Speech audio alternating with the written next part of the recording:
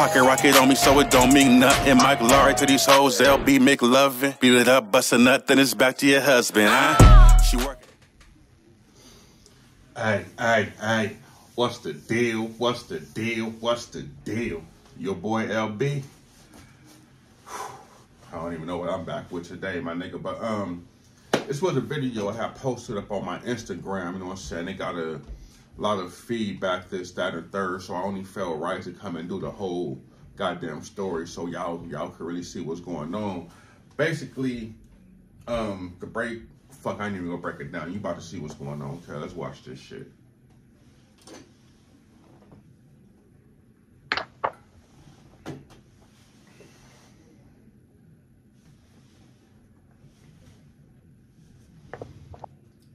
All right, so at that point, you could see bro just in his cell, and obviously from the little vest that he got on and in a padded cell, he's on suicide watch. Little background to the shit. He actually put himself in suicide watch. He requested to be in suicide watch, and as the cops just come in, he's not being threatening. His back is actually turned.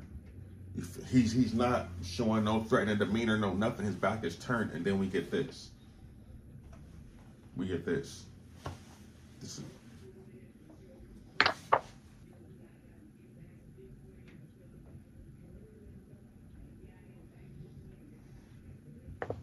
Just watch. More about to come in. Watch. Look. Okay. They came into the cell. He's on suicide watch. Look. They jumped him. This. They beat him up. Look He's providing no resistance. This is a gang-related attack, obviously. Look at the brutality here. They beating this nigga, bro. Other inmates literally come to save this man.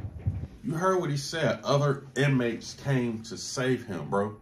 Now to just think, the motherfuckers in there you're supposed to be worried about is the motherfuckers that's come to your rescue. The motherfuckers that's supposed to be coming to your rescue and protect you. It's the motherfuckers you're worried about.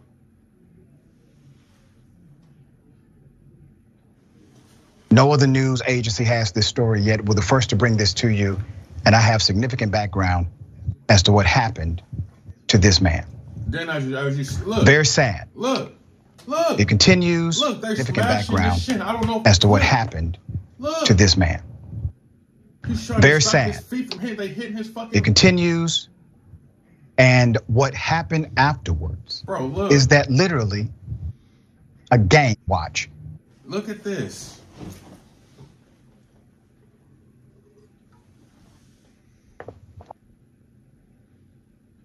Okay, they came into the cell. He's on suicide watch. They jump him. They beat him up. He's providing no resistance. I didn't catch that right there. When they came in and doing all this little stuff and they put him against the wall, you see he's standing there still. He's not doing nothing. Dude in a gray shirt kind of just, Pete, watch. Sorry to keep rewinding it, but y'all go watch this with me. Now watch, he go face the wall and not do nothing. And dude, see, they grabbing him, stand him against the wall after grabbing his shit. Okay, they came into the cell. Watch, he's on suicide watch. They jump him. They beat him up. He's providing no resistance.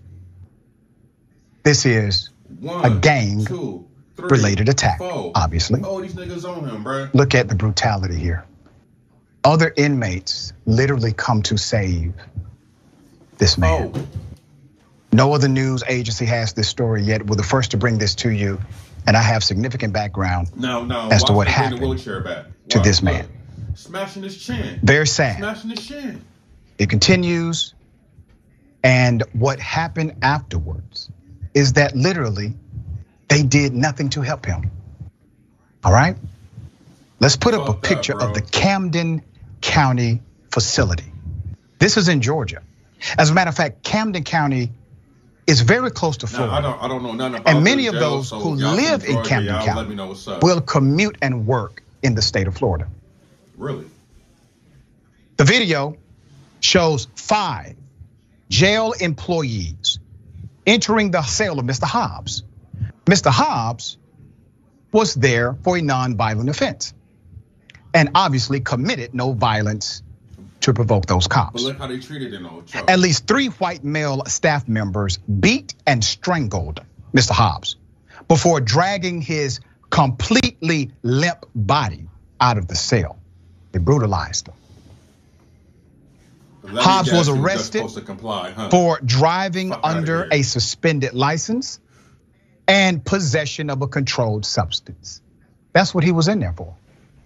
The 41-year-old was held in isolation for 15 days after the unprovoked attack. After. He did not receive any. That only makes you wonder, bro. Cops, you arrest a cop and now you charged with assault on an officer, whatever. Oh, he turned too fast or he jerked at me and oh, my wrist is hurting. I got my wrist hurts. Like, you feel that's some bullshit, bro. They literally just went in there and whooped this nigga ass. Cause 15 days he's in isolation. Bro, I smell a lawsuit and I hope he gets every motherfucking penny, and I hope justice is brought. But the fucked up part with a lot of these cops, a lot of them just resign. They resign to keep their little pension and keep their little shit, and all they do, what Tupac say, move counties, move states, you could shake the shit. That's all they do, bro. Go to a whole different state, whole different county, come a whole different job, same person, same asshole, same effect. They just keep moving the problem on instead of trying to fix this shit, bro. Medical attention at all. One of the officers in the video did have his hand placed in a cast after he punched a jail wall in a missed blow at Hobbs. Fuck, nigga. There's more. Hobbs says he was bruised and bleeding from the thrashing. One of his dreadlocks was ripped from his bloody scalp. Here's the quote. Jared Hobbs says to Indisputable, I really thought I was going to lose my life that night. That I was the only thing I was telling myself was don't fall to the ground. Because you know that's how George Floyd died. So that's why I would not fall to the ground, even though I had 5 or 6 officers on me. It could have been the last day of my life. That's deep to have that thought in your head. And see, this is what I be talking about sometimes when you have that fight or flight instinct.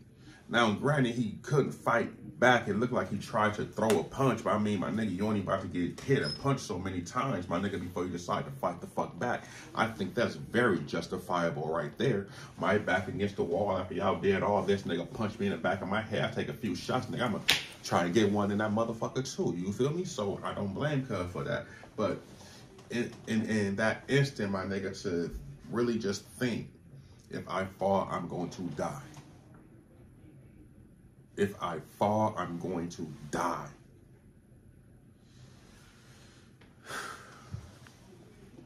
Hobbs was then charged with 9 counts of assault. Never received medical attention. Was placed in solitary confinement for 15 additional days. Because this gang of criminals, these thugs, these corrupt cops, decided to jump him. He was charged with battery, obstruction of justice, other counts including, they all go fall. But not limited to issues related to those officers, which he did not hurt. Let's go to Harry Daniels. Okay, Harry Daniels is a civil rights attorney. He is now representing Hobbs. Harry Daniels gave Indisputable Investigates a direct quote. It says, Mr. Hobbs entered the Camden County Jail suffering a psychological episode and asking to be placed in protective confinement. Instead of protecting him, however, these deputies jumped him and beat him mercilessly. It's like something out of a bad movie, according to the civil rights attorney. And people wonder why it's fuck the police, wonder why it's fuck the laws, fuck the judicial system, fuck all that. You wonder why that's our mentality. Because let me guess, it's gonna be some motherfucker, why didn't he comply? How do you comply when you're complying and you already been forced in the fucking position? You asked. I think police need people training, bro, because when a motherfucker comes in there and he asks to be put in that situation, to be put on suicide watch, to be put, because I might do something to myself. I'm not in a good headspace right now. What the fuck ever's going on, whatever. It's nobody's situation to judge. He's in there on a suspended license and probably some weed. Okay. Whatever, you didn't find him. Come on. And I deserve this? Come on, my nigga. He goes on to say, this video is undeniable and the deputy's actions are inexcusable. They acted like a gang of dangerous thugs. That's what they are. And we're formally requesting the DA to bring charges against them immediately. Frankly, they deserve to be behind bars and not running a jail. We also had communication directly with the fiance. Let's put up the picture of the happy family. Look. Hobbs' fiance, her name is Carla, tried for over 2 weeks to get in touch with Mr. Hobbs. He was denied contact after they criminally assaulted him.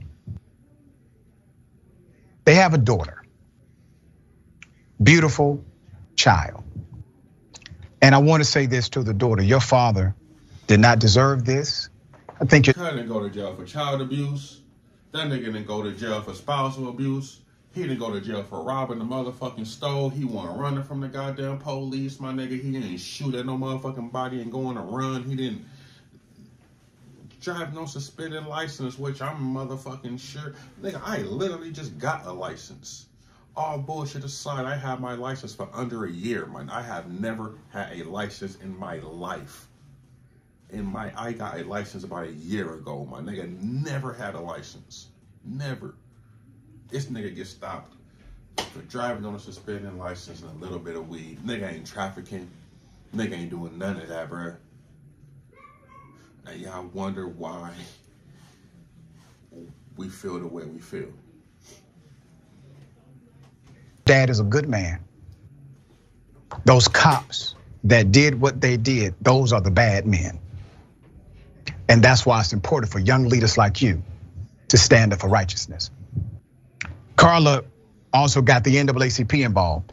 After they assaulted him, she says, they did not let him call anybody. I ended up calling the NAACP.